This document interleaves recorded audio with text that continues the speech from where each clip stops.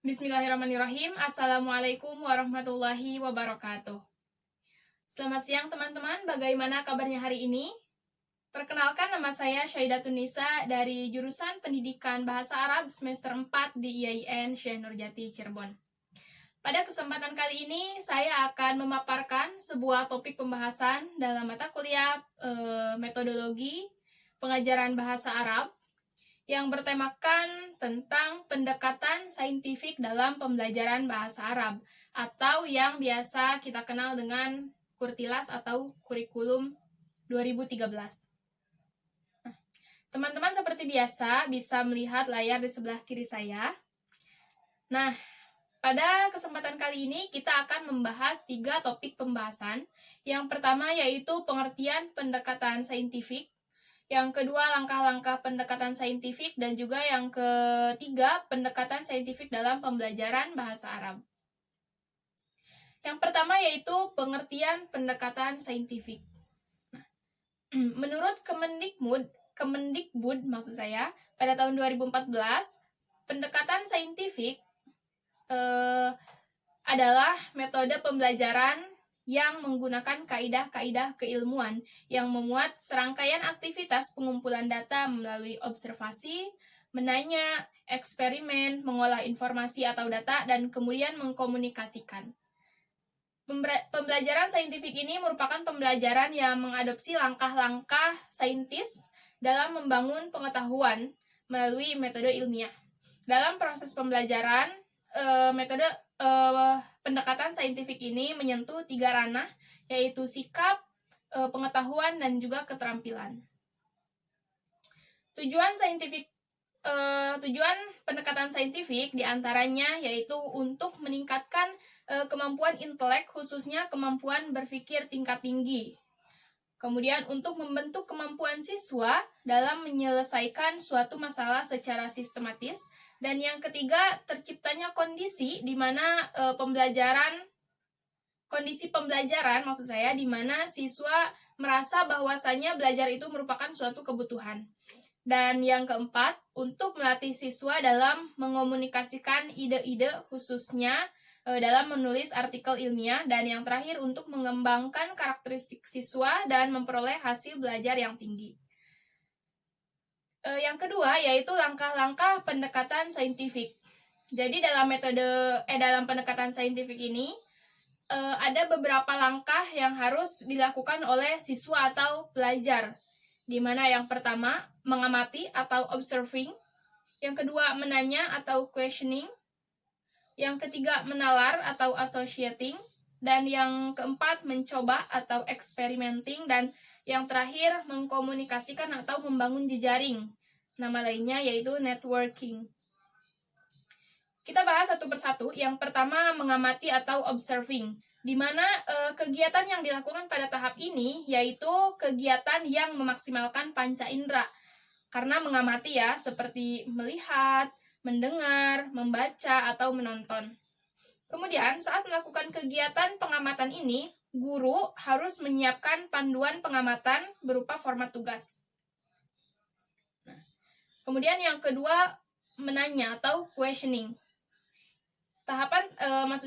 Kegiatan dalam tahapan ini yaitu tahapan kegiatan menanya merupakan proses mengkonstruksi pengetahuan berupa konsep melalui diskusi kelompok atau diskusi kelas.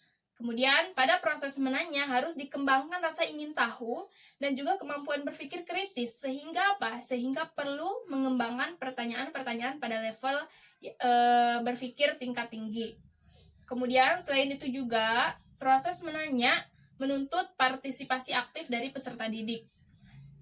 Yang ketiga yaitu tahap menalar atau associating, yang mana kegiatan pada tahap ini yaitu mengasosiasi atau menalar merupakan proses mengembangkan pengetahuan, mengelompokkan, dan membandingkan beragam ide dan peristiwa untuk kemudian memasukkannya menjadi penggalan memori. Kemudian juga pengalaman-pengalaman yang sudah tersimpan di dalam otak memori berelasi dan berinteraksi dengan pengalaman sebelumnya atau yang sudah tersedia. Jadi di sini intinya menghubungkan pengetahuan yang baru saja diketahui dengan informasi yang sudah diketahui. Kemudian yang keempat, mencoba atau experimenting. Di mana kegiatan mencoba atau mengeksplorasi adalah kegiatan untuk menginternalisasikan pengetahuan dan keterampilan yang baru saja diperoleh atau dipelajari. Pada proses ini, peserta didik berlatih mengungkapkan hal-hal baru yang dipelajari dan mencoba menggunakan kemampuan itu dalam kehidupan nyata atau di dalam ataupun di luar kelas. Kemudian yang terakhir, mengkomunikasikan atau membangun jejaring atau networking.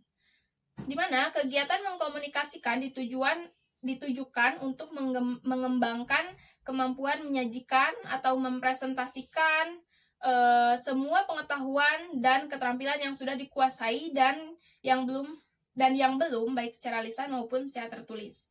Ini tahap terakhir. Kemudian pada kegiatan ini tidak hanya pengetahuan dan keterampilan mengkomunikasikan saja, tetapi juga permasalahan dan kesuksesan yang dialami selama proses pembelajaran.